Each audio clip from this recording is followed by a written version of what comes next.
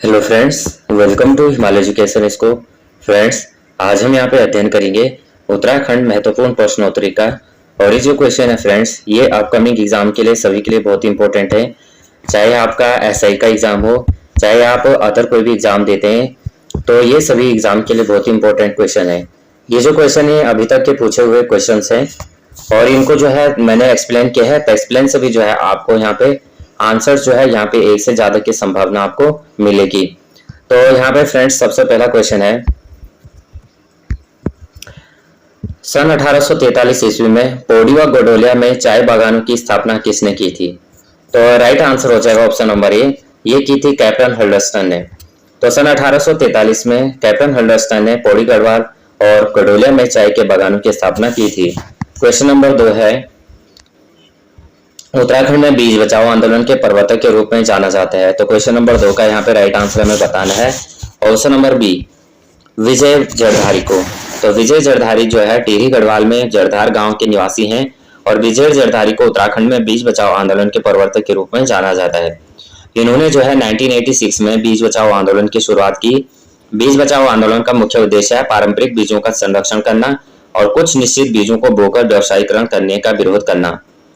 विजय जड़धारी ने जो है बारनाज तकनीकी तथा जीरो बजट खेती की भी शुरुआत की है। नेक्स्ट क्वेश्चन है, क्वेश्चन नंबर 3 है, उत्तराखंड बायोडीजल हेतु उत्तराखंड राज्य में खेती की जाती है। तो ये की जाती है ऑप्शन नंबर बी, जेट्रोफा की खेती। तो जेट्रोफा पौधा की खेती यहाँ पे की जाती है बायोडीजल हेतु। बायोडीजल जैविक गतिविधियों के द्वारा जैविक मूल पदार्थों के उपयोग से बनाया गया है और जेट्रोफा का पौधा जो है ऊसर बंजर शुष्क और शुष्क पथरीली किसी भी प्रकार की भूमि पर आसानी से उगाया जा सकता है। क्वेश्चन नंबर है 4, उत्तराखंड में असिंचित उपजाऊ भूमि कहलाती है। तो क्वेश्चन नंबर 4 का यहाँ पे राइट आंसर है ऑप्शन नंबर ए, ये कहलाती है उपराऊ अबल। तो उत्तराखंड में असिंचित उपजाऊ भूमि जो है उपराऊ अबल कहलाती है। उत्तराखंड में कृषि भूमि जो है निम्न प्रकार की पाई जाती है। सबसे पहले उपराऊ भूमि, ये जो उपराऊ भूमि है ये असिंचित भूमि ऊपरी भागों में मिलती है। इसे 2 वर्गों में बांटा गया है, उपराऊ अबल तथा उपराऊ दोयम। अब जो उपराऊ अबल है उपराऊ दोयम से 1.5 गुना अच्छी होती है। उसके बाद है दूसरी नंबर तालाब भूमि घाटी के तलों से मिलती है जहाँ सिंचाई की अच्छी व्यवस्था होती है और ये जो भूमि होती है उपराऊ भूमि से 3 गुना अच्छी मानी जाती है। अगली जो भूमि है वो है इजरान। तो वनों के बीच या किनारों की अपरिपक्व पथरीली भूमि को इजरान कहते हैं। क्वेश्चन नंबर 5 है फ्रेंड्स, उत्तराखंड में सार संबंधित पद्धति संबंधित है। तो किससे है? क्वेश्चन नंबर सी, 5 का राइट आंसर है सी, फसल चक्र प्रणाली से। तो फसल चक्र प्रणाली से जो है सार संबंधित है। आपने भी देखा होगा जब आप सभी जो भी लोग यहाँ से गांव से बिलोंग करते हैं तो सभी ने देखा होगा कि क्या किया जाता है, इस तरह से फसल को रोटेट किया जाता है और जो फसल यानी जो फसल इस समय अगर इस साइड जिस सार में बोई गई होगी वो नेक्स्ट इस फसल को क्या किया जाएगा, इसमें बोया जाएगा और इस सार में जो फसल होगी यहाँ बोई जाएगी और इस सार की फसल। तो इस तरह से रोटेट किया जाता है फसलों को, एक ही बार में जो है एक ही फसल को कंटिन्यू एक ही उसमें नहीं बोया जाता है। नेक्स्ट क्वेश्चन कर लेते हैं फ्रेंड्स। क्वेश्चन नंबर है 6, निम्न में से कौन उत्तराखंड का कृषि उपकरण नहीं है? 3 में से कौन नहीं है? कुटला भी है, ठीक है, हल भी है और माया भी है, लेकिन करबोजा आपने देखा होगा करबोजा नहीं है। जैसे कुटला आपने कुदाल, हल आपने देखा ही होगा, माया आपने देखा ही होगा, जो क्या होता है तार टाइप का होता है या किसी ने लकड़ी का बनाया होता है, अलग अलग तरह का रहता है और इसमें जो है अलग अलग तरह के, जैसे यहाँ पे जो है धान जो है मंडवा वगैरह के बीच में या धान यहाँ पे जब आपका झंगोरा होता है उसके बीच में जब होता है तो उसके लिए उनमें यूज किया जाता है। तो ये जो है तीनों जो है कुटला हो गया, हल हो गया, माया हो गया, ये उपकरण है। करबोजा जो है एक छोटा सा थैला होता है जिसका प्रयोग जो है भेड़ तथा बकरियों के पीठ पर सामान लादने के लिए प्रयोग में किया जाता है। तो ये आपका जो है यहाँ पे से क्वेश्चन बन सकता है कि करबोजा क्या है। तो करबोजा एक ऐसा थैला है कि जो क्या किया जाता है भेड़ तथा बकरियों की पीठ पर सामान लादने के लिए प्रयोग में लिया जाता है। नेक्स्ट क्वेश्चन है, उत्तराखंड के पर्वतीय भाग में ग्रामीण जनसंख्या की आजीविका का प्रमुख स्रोत क्या है? ये सभी को पता है, कृषि व पशुपालन है। तो उत्तराखंड के पर्वतीय भाग में ग्रामीण जनसंख्या की आजीविका का जो मुख्य स्रोत है वो पशुपालन है, क्योंकि वहाँ की जो जलवायु है वो कृषि के अनुकूल है। उत्तराखंड का मुख्य व्यवसाय क्या है? तो मुख्य व्यवसाय है ये है कृषि।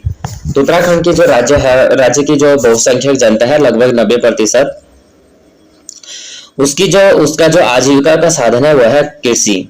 लेकिन राज्य का कुल खेती जो है योग्य मात्र जो है 7,84,117 हेक्टेयर जो है, लगभग कुल क्षेत्रफल का 14.66%।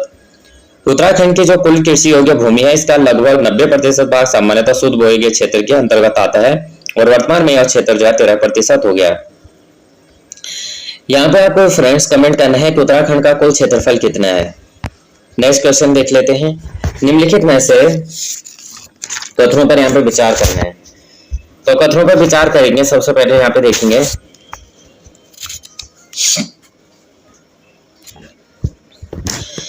उत्तरांचल के लोगों का मुख्य व्यवसाय कृषि है और इस राज्य की 90% जनसंख्या कृषि पर निर्भर है। उपयुक्त संदर्भ में यहाँ पे जो है यहाँ पे देखेंगे तो ऑप्शन नंबर यहाँ पे ए और आर दोनों सही हैं, और आर ए का जो है सही स्पष्टीकरण है। उत्तरांचल राज्य की जो है बहुसंख्यक जनसंख्या लगभग 90% की आजीविका का प्रमुख साधन कृषि है, लेकिन राज्य का कुल खेती योग्य क्षेत्र जो है मात्र 7,84,117 हेक्टेयर है, जो कुल क्षेत्रफल का मात्र 14% है।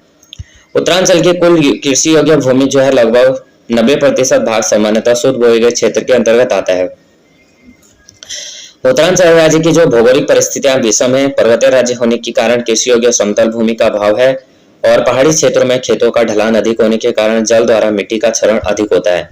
अतः जो है पहाड़ी वाले ढालों पर जो है कंटूर की खेती की जाती है। आपने देखा होगा कंटूर क्या है, तो आपने पढ़ा होगा जब आपने ज्योग्राफी का सर्वे किया होगा, या आप ज्योग्राफी में सबसे अच्छे से आप ज्योग्राफी के सर्वे में इसे समझ सकते हैं। और अदरवाइज आप ज्योग्राफी में तो आपने पढ़ा ही होगा कि कंटूर क्या होते हैं। कंटूर इस तरह से लाइनें होती हैं, इस तरह से, यानी पहाड़ी जो हमारे अगर आप देखेंगे तो जो ये वाला क्षेत्र है, जो बीच वाला पोर्शन है, ये क्या दर्शाता है? ये दिखाता है आपका पहाड़ी एरिया। और ये जो आपके हैं इस तरह से ये दिखाते हैं कि ये आपकी क्या है, सीढ़ीदार खेत आप इसे कह सकते हैं। तो ये सीढ़ीदार खेत को दर्शाता है, यानी एक वैली से आप देख सकते हैं कि यानी एक पहाड़ हो गया, कोई भी आप ले सकते हैं, इस तरह से इसको कर सकते हैं। बाकी आपने अगर सर्वे किया होगा तो सर्वे में बहुत अच्छे से इसको आपने समझा होगा। इसका ये है कि जितना ये क्लोज रहता है उतना, यानी ये पहाड़ी एरिया है, और जितना ये एरिया जो चौड़ा होगा तो ये क्या होगा, आपका मैदानी एरिया होगा। इस तरह से इसको किया जाता है। बाकी इसमें जो है कंट्रोल लाइन, इन्हें कंट्रोल लाइन कहा जाता है, इस तरह से होते हैं। बाकी इसके बाद क्या है, इसमें जो है नंबरिंग देना होता है, ये थोड़ा मेजरमेंट के हिसाब से देना होता है। बाकी तो ये चीजें और चीजें बाकी ज्यादा हो जाएंगी, लेकिन आप इस तरह से समझ सकते हैं कंट्रोल लाइन इस तरह से होती हैं। एकदम से यहाँ पे जो है थोड़ा यहाँ पे बता देता हूँ कि यहाँ पे जो है ये लाइन क्लोज नहीं होती है, जितनी जहाँ पे जिसकी डिस्टेंस होती है इस तरह से क्लोज नहीं होती एकदम से। जैसे मतलब ये यहाँ पे है तो इस तरह से यहाँ पे कहीं पे हल्के यहाँ पे क्या होती है, यहाँ पे थोड़े इनके एकदम से क्लोज नहीं होते हैं, थोड़े यहाँ पे नंबरिंग का और उसमें छोटे रहते हैं, तो इसके एकदम से क्लोज भी नहीं होती है लाइन, थोड़ा बहुत जो है आप लोग। बाकी जैव कृषि ऑर्गेनिक बायो फार्मिंग जो है को प्रोत्साहित करने के लिए किस राज्य ने अपने जैव राज्य ऑर्गेनिक और बायोस्टिक घोषित किया है? तो राइट आंसर हमारा ऑप्शन नंबर ए हो जाएगा, ऑप्शन नंबर ए उत्तरांचल। तो उत्तरांचल ने जो है जैव कृषि को प्रोत्साहित करने के लिए अपने को जैव घोषित किया है। उत्तरांचल की 90% जनसंख्या कृषि पर आश्रित है। भौगोलिक विषमता के कारण इस राज्य में कृषि जैव कृषि जो विशेष बल दिया जाता है। उत्तरांचल के ऑर्गेनिक चाय की चीन, जापान, अमेरिका, रूस, इंग्लैंड में, जर्मनी में जो है भारी मांग है। उत्तरांचल में उगाई जाने वाली फसलों का सबसे महत्वपूर्ण समूह है। तो कौन कौन से? ऑप्शन नंबर बी हो जाएगा, धान, गेहूं, मंडुआ और आलू। ये सभी जो है अभी की आप फसल देख सकते हैं, अभी भी ये फसलें हैं, अभी इस प्रेजेंट टाइम में यही फसलें बोई गई हैं। तो उत्तरांचल की जो कुल कृषि योग्य भूमि है लगभग 33% भाग में गेहूं बोया जाता है। उत्तरांचल के में प्रमुख गेहूं उत्पादक जिले हैं देहरादून, उधमसिंह नगर, हरिद्वार, पौड़ी गढ़वाल और नैनीताल। धान के मुख्यतः हैं गर्म, आर्द्र और शुष्क जलवायु की फसल है, और उसकी जो कुल उत्तरांचल के कुल कृषि योग्य भूमि लगभग है 21.6% भाग में चावल उगाया जाता है। और प्रमुख चावल उत्पादक जिले हैं देहरादून हो गया, उधमसिंह नगर हो गया, हरिद्वार हो गया, नैनीताल हो गया, टिहरी हो गया, पौड़ी गढ़वाल हो गया, बागेश्वर हो गया। मंडुआ जो उत्तरांचल के कुछ भागों में बोए जाने क्षेत्र में लगभग 15.8% भाग पर बोया जाता है। और प्रमुख मंडुआ उत्पादक जिले हैं अल्मोड़ा, पिथौरागढ़, नैनीताल, उधम सिंह नगर और हरिद्वार, देहरादून, बागेश्वर आदि। एक क्वेश्चन फ्रेंड्स यहाँ से ये भी बन सकता है कि जो धान है वो किस तरह की फसल है, या इसको किस तरह की जलवायु जो है किस तरह की जलवायु में जो है धान को उगाया जाता है। तो ये जो है इसके लिए जो है गर्म और ठंडी दोनों प्रकार की यानी दोनों प्रकार की यहाँ पे इसको जलवायु चाहिए। उत्तराखंड के किस भाग में पाताल तोड़ कुएं पाए जाते हैं, तो यह है ऑप्शन नंबर बी, तराई क्षेत्र में। तो उत्तरांचल के तराई क्षेत्र में जो है पाताल तोड़ कुएं पाए जाते हैं, इन्हें पाताल तोड़ कुएं भी कहा जाता है। कंकरीली व पथरीली मिट्टी से निर्मित क्षेत्र को भावर तथा महीन अवसादी वाली मिट्टी से जो है निर्मित को तराई कहा जाता है। भावर क्षेत्र के अंतर्गत जो है प्रमुख रूप से जो आते हैं उधम सिंह नगर सम्मिलित है, जो एक संकरी मिट्टी के रूप में प्रयुक्त है। इस क्षेत्र में जो है पर्वतीय नदियों, नालों व स्रोतों का जल विस्तार रेतीली भूमि के नीचे सदृश हो जाता है और इस क्षेत्र में उपयुक्त मिट्टी होने के कारण चावल व गन्ना मुख्य रूप से उत्पादित किया जाता है। निम्न में से दुग्ध एवं दुग्ध उत्पादों का कौन सा ब्रांड उत्पादन उत्तरांचल से संबंधित है, या आंचल। उत्तरांचल के पर्वतीय क्षेत्र की कृषि में मानव श्रम का प्रमुख योगदान उपलब्ध कराया जाता है महिला कर्मकारों के द्वारा। उत्तरांचल में कृषि में महिलाओं की व्यक्तिगत भागीदारी 60% करीब है और पर्वतीय क्षेत्र में कृषि में मानव श्रम का प्रमुख योगदान महिलाओं द्वारा उपलब्ध कराया जाता है। उत्तरांचल के पर्वतीय क्षेत्र में एक नाली जमीन कितने वर्ग मीटर बराबर होती है, तो ऑप्शन नंबर बी हो जाएगा 200 के बराबर। तो देवभूमि पहाड़ में भूमि की नाप का पैमाना इस तरह से है, इरेज कर लेते हैं थोड़ा। तो यहाँ पे देखेंगे 16 मुहरी बराबर एक नाली और एक नाली बराबर 240 गज, एक नाली बराबर 240 गज और एक नाली जो है एक नाली बराबर 2160 स्क्वायर फीट और एक नाली बराबर जो है 200.6 स्क्वायर फीट। 20.16 नाली बराबर 1 एकड़ और 49.8 नाली बराबर 1 हेक्टेयर। उत्तरांचल में कृषि भूमि नापने का पैमाना क्या है, 16, तो ऑप्शन नंबर सी है नाली व मुट्ठी। तो उत्तरांचल में जो है कृषि भूमि नापने का पैमाना नाली व मुट्ठी है। उत्तरांचल राज्य की जो 90% जनसंख्या है वह आजीविका का प्रमुख साधन कृषि है। उत्तरांचल में कृषि भूमि को 3 वर्गों में विभाजित किया गया है। सबसे पहले खाली भूमि, इस प्रकार की भूमि जो है फसलों के अदला बदली द्वारा मंडुआ व कोदो, झंगोरा, अचुआ आदि के उपजाया जाता है। उसके बाद है उपराव भूमि, इसमें सोपान बनाकर बिना सिंचाई के फसल उगाई जाती है। और उसके बाद है तलाव भूमि, तो इसमें जो है सिंचाई द्वारा मुख्यतः धान उगाया जाता है। नेक्स्ट क्वेश्चन है उत्तरांचल में कृषि योग्य भूमि है लगभग, तो उत्तरांचल में कृषि योग्य भूमि है लगभग, ऑप्शन नंबर सी हो जाएगा 13%। तो उत्तरांचल में जो है लगभग उत्तरांचल राज्य का 71.05% जो है भूभाग वन क्षेत्र है तथा करीब 28.95% भूभाग पर अन्य भूमि है, जिसमें से खेती के लिए जो है मात्र 12.75% भूमि है और इसी 12.75% भूमि में सारा तराई व भावर का कृषि क्षेत्र शामिल है। सारे उत्तरांचल का लगभग 88% भाग पर्वतीय है और 12% भूभाग जो है समतल है। गेहूं इस प्रदेश की प्रमुख फसल है। गन्ना यहाँ की तीसरी महत्वपूर्ण फसल है और उत्तरांचल में लगभग 50% जोतें 0.5 हेक्टेयर से कम आकार की होने के कारण उप सीमांत श्रेणी के अंतर्गत आती हैं। नेक्स्ट क्वेश्चन है उत्तराखंड पशुधन विकास बोर्ड का प्रशिक्षण केंद्र स्थित है, तो राइट आंसर हो जाएगा ऑप्शन नंबर बी ऋषिकेश में।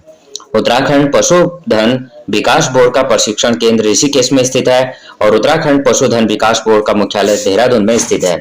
भ्रूण जैव एवं प्रौद्योगिकी अनुसंधान और प्रशिक्षण केंद्र कालसी में स्थित है। नेक्स्ट क्वेश्चन है क्वेश्चन नंबर है 19। उत्तराखंड राज्य की निम्नलिखित खाद्य फसलों में सर्वाधिक क्षेत्रफल पर बोई जाने वाली फसल कौन सी है, ऑप्शन नंबर सी हो जाएगा गेहूं। तो उत्तराखंड राज्य में जो है सबसे अधिक मात्रा में कौन सी फसल बोई जाती है, गेहूं फसल बोई जाती है। अब इस जो है उत्तराखंड में सर्वाधिक गेहूं जो है राज्य की का प्रमुख फसल है। उत्तराखंड की कुल भूमि के लगभग 33% भाग पर जो है गेहूं बोया जाता है।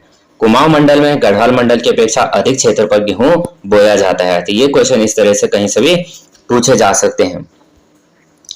क्वेश्चन नंबर है 20। गढ़वाल में सीढ़ीदार कृषि पारिस्थितिकी मित्र है। यही पहाड़ी ढालों पर भूमि तथा जल संरक्षण का समुचित उपाय है।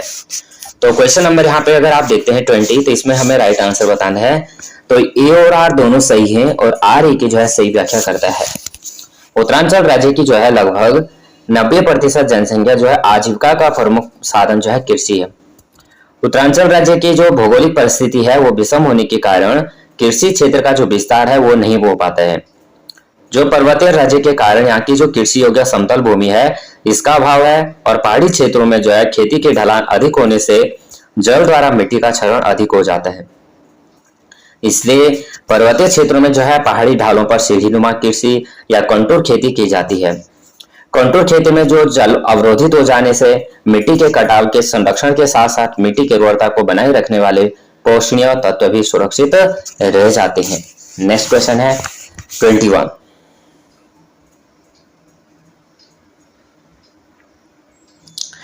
क्वेश्चन है, निम्न में से कौन सी फसल उत्तराखंड के कुल जोत के अधिकांश भाग में बोई जाती है? तो राइट आंसर हमारा हो जाएगा ऑप्शन नंबर बी, व्हीट यानी गेहूं। क्वेश्चन नंबर है 22। उत्तराखंड चाय विकास बोर्ड स्थापित है। तो उत्तराखंड चाय विकास बोर्ड स्थापित है, तो ये कहां है? ऑप्शन नंबर सी, अल्मोड़ा में। तो उत्तराखंड चाय विकास बोर्ड की स्थापना फरवरी 2004 में अल्मोड़ा में किया गया था। वर्तमान में इसके मुख्यालय को अल्मोड़ा से ग्रीष्मकालीन राजधानी गैरसैंण स्थानांतरित कर दिया है। क्वेश्चन नंबर है 24। राज्य में सर्वप्रथम किस औषधीय पौधे की खेती की गई? तो यहाँ पे 24 का राइट आंसर है ऑप्शन नंबर बी, बेलाडोना। तो उत्तराखंड में सर्वप्रथम जो है बेलाडोना नामक औषधीय पौधे की खेती की गई थी। ये जो पौधा है 6 से 12,000 फुट की ऊंचाई पर पाया जाता है। इस पौधे का जो संपूर्ण भाग है वो जहरीला होता है, जिसका कारण इसमें उपस्थित एट्रोपिन नामक एल्कोलाइड है। बेलाडोना जो है औषधि का मुख्य प्रभाव स्नायु तंत्र पर पड़ता है। 25। उत्तराखंड जिले का जो नौटी क्षेत्र है वो किस उत्पादन के लिए प्रसिद्ध है? उत्तराखंड जो है चमोली जनपद का नौटी क्षेत्र है वो किसके लिए जो है प्रमुख है? तो यह है ऑर्गेनिक चाय। राइट आंसर है हमारा ऑप्शन नंबर सी। तो उत्तराखंड का जो चमोली जनपद है उसका जो नौटी है क्षेत्र ऑर्गेनिक चाय के लिए प्रसिद्ध है। नौटी में जो है 170 हेक्टेयर भूमि में वर्तमान में जो है चाय की खेती यहाँ पे की जाती है। क्वेश्चन नंबर यहाँ पे देखेंगे क्वेश्चन नंबर है 26। उत्तराखंड में किस प्रकार के रेशम का उत्पादन होता है? उत्तराखंड में किस प्रकार के रेशम का उत्पादन होता है? ये होता है मलबरी का, मूंगा और यह टसर, उपरोक्त सभी। तो उत्तराखंड में जो है उत्तराखंड राज्य एकमात्र ऐसा राज्य है जो सभी 4 प्रकार के कोकुन यानी सहतूत, ओक, तसर, मूंगा और एरीकल्चर का उत्पादन कर रहा है। उत्तराखंड राज्य जो है रेशम उत्पादन का एक लंबा पारंपरिक और महान इतिहास रहा है। बताया जाता है कि कैप्टन हटर ने वर्ष 1858 में मसूरी की पहाड़ी में रेशम उत्पादन की शुरुआत की और मेसर्स लिस्टर एंड कंपनी ने देहरादून हरिद्वार रोड के एक गांव में रेशम का व्यावसायिक उत्पादन प्रारंभ किया, जिसके बाद रेशम मजारी नाम दिया गया। क्वेश्चन नंबर है 27। अल्मोड़ा में विवेकानंद कृषि अनुसंधानशाला के संस्थापक हैं। 27। तो यहाँ पे जो राइट आंसर है ऑप्शन नंबर सी हो जाएगा, बोसी सेन।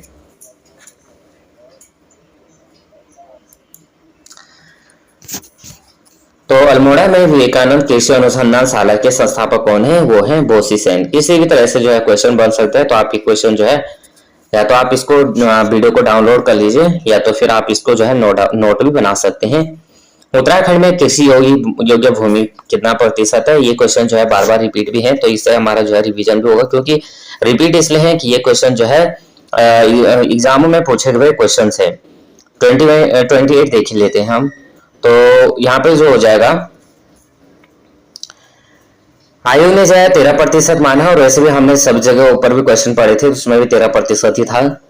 तो उत्तराखंड का जो भौगोलिक क्षेत्रफल है वो है 59,926 वर्ग किलोमीटर, जिसका जो है 37,999 वर्ग किलोमीटर यानी 63.41% जो है वन आच्छादित है। वर्तमान में कुल 6.98 लाख हेक्टेयर कृषि के अंतर्गत है, जो कि कुल क्षेत्रफल का केवल 11.65% है। नेक्स्ट क्वेश्चन, निम्न में से कौन उत्तराखंड की प्रमुख नगदी फसल है? तो कौन नगदी फसल है ये हमें बताना है। तो राइट आंसर है ऑप्शन नंबर सी, गन्ना। उत्तराखंड की एक प्रमुख नगदी फसल गन्ना है। उत्तराखंड के उष्ण कटिबंधीय और उपोष्ण कटिबंधीय क्षेत्रों में जो है जूट, कॉफी, कोना, गन्ना, केला, संतरा और कपास आदि जैसे नगदी फसलों का उत्पादन किया जाता है? तो राइट आंसर हमारा हो जाएगा ऑप्शन नंबर सी। निम्न में से कौन सी फसल जो है उत्तराखंड के कुल जोत के अधिकांश भाग में बोई जाती है? तो 30 का राइट आंसर हमें यहाँ पे बताना है ऑप्शन नंबर बी, गेहूं। तो उत्तराखंड में कुल जोत का जो है अधिकांश भाग में गेहूं उगाया जाता है। गेहूं जो है ट्रिटिकम जाति की फसल है। गेहूं में ग्लूटेन पाया जाता है और गेहूं रबी की फसल भी है। नेक्स्ट क्वेश्चन, जीबी पंत कृषि एवं प्रौद्योगिकी विश्वविद्यालय का गोविंद बल्लभ पंत की याद में नामकरण किया गया था? 31। तो राइट आंसर हमारा हो जाएगा ऑप्शन नंबर बी, 1972 में। तो गोविंद बल्लभ पंत कृषि एवं प्रौद्योगिकी विश्वविद्यालय जो है वर्तमान में कहां पे है? उत्तराखंड के पंतनगर में है और यह जो भारत का जो है पहला कृषि विश्वविद्यालय है। इसका उद्घाटन जवाहरलाल नेहरू ने 17 नवंबर 1960 को उत्तर प्रदेश कृषि विश्वविद्यालय के नाम पर किया था। वर्ष 1972 में इसका नाम महान स्वतंत्रता सेनानी गोविंद बल्लभ पंत के नाम पर कर दिया गया और गोविंद बल्लभ पंत कृषि एवं प्रौद्योगिकी विश्वविद्यालय कर दिया गया। ये जो विश्वविद्यालय है भारत में हरित क्रांति का अग्रदूत माना जाता है। तो ये क्वेश्चन आप ध्यान कर सकते हैं। अगर क्वेश्चन किसी भी तरह से बन सकता है, ये कौन सा विश्वविद्यालय है जिसे हरित क्रांति का अग्रदूत माना जाता है? तो वो है गोविंद बल्लभ पंत कृषि प्रौद्योगिकी विश्वविद्यालय, जो भी वर्तमान में कहां पे है? पंतनगर में है। गन्ने का सर्वाधिक उत्पादन किस जिले में होता है? 32। Option number D, Udham Singh Nagar में। तो उत्तराखंड में सर्वाधिक गन्ना उत्पादन जो है उधम सिंह नगर, हरिद्वार, देहरादून है। गन्ना जो है खरीफ की फसल है। इसके अंतर्गत खरीफ की फसल जो है जून जुलाई में बोई जाती है और सितंबर अक्टूबर में काटी जाती है। उत्तराखंड राज्य में सबसे कम कृषि योग्य भूमि वाला जिला कौन सा है? 33। तो right answer option number D, Rudraprayag. Uttarakhand में जो है रुद्रप्रयाग न्यूनतम कृषि योग्य भूमि है। यह नगर जो है अपने धार्मिक और आध्यात्मिक दर्शन हेतु जाना जाता है। क्वेश्चन नंबर है 34। निम्नलिखित में से उत्तराखंड के किस जनपद से बीज बचाओ आंदोलन की शुरुआत हुई थी? ये क्वेश्चन हमने जो है स्टार्टिंग में भी पढ़ा था। तो ऑप्शन नंबर डी हो जाएगा टिहरी गढ़वाल। तो बीज बचाओ आंदोलन की शुरुआत वर्ष 1980 दशक में टिहरी गढ़वाल से हुई। पारंपरिक बीजों के कम उपयोग तथा नकदी फसल ने इस उपयोग आंदोलन को गति प्रदान की। हरित क्रांति का मुकाबला करने के लिए इस आंदोलन को शुरू किया गया था और इस आंदोलन के संकर बीजों तथा नकदी फसलों के उपयोग को हतोत्साहित किया। उत्तराखंड में प्रथम डेयरी संघ संस्था स्थापित किया गया था। 35। तो ऑप्शन नंबर डी हो जाएगा हल्द्वानी में। तो वर्ष 1949 में उत्तराखंड के नैनीताल हल्द्वानी में जो है दुग्ध उत्पादक सहकारी संघ का गठन किया गया। ग्रामीण क्षेत्रों में जो है दुग्ध सहकारी समितियों का गठित करते हुए दुग्ध उत्पादकों को वर्ष पर्यंत दूध विपणन की उचित व्यवस्था सुनिश्चित करने तथा नगरीय क्षेत्रों में उपभोक्ताओं, पर्यटकों, तीर्थयात्रियों और संस्थाओं को जो है उचित दर पर गुणवत्तापूर्ण दूध एवं दुग्ध पदार्थों की आपूर्ति सुनिश्चित करने में डेयरी विकास विभाग महत्वपूर्ण भूमिका का निर्वहन कर रहे हैं। तो हमारा जो राइट आंसर हो जाएगा ऑप्शन नंबर डी हो जाएगा। उत्तराखंड में प्रथम डेयरी संघ स्थापित किया गया था। तो फ्रेंड्स यहाँ पे हमने टोटल नंबर ऑफ क्वेश्चन किए 35। इससे पहले भी मैं जो है यहाँ से जो है 6 वीडियो जो है अपलोड कर रखे हैं इस चैप्टर के। उनको जो है आप प्लेलिस्ट में देख सकते हैं। सभी की मैंने जो है प्लेलिस्ट बना रखी है और अन्य भी मैं जो है वीडियो अपलोड करता रहता हूँ। करंट अफेयर जैसे हो गया आगामी एग्जाम के लिए, तो वो आप देख सकते हैं। तो सुबह में जो है करंट अफेयर्स के वीडियो अपलोड कर देता हूँ पर डे के हिसाब से, और पर डे के जो है आपको जो है इजी वे में आपको करंट अफेयर्स देखने को मिलेंगे। तो अगर आपने अभी तक चैनल को लाइक शेयर और सब्सक्राइब नहीं किया तो प्लीज चैनल को लाइक शेयर और सब्सक्राइब कर देना, बेल आइकन को प्रेस करना। जय हिंद, जय उत्तराखंड।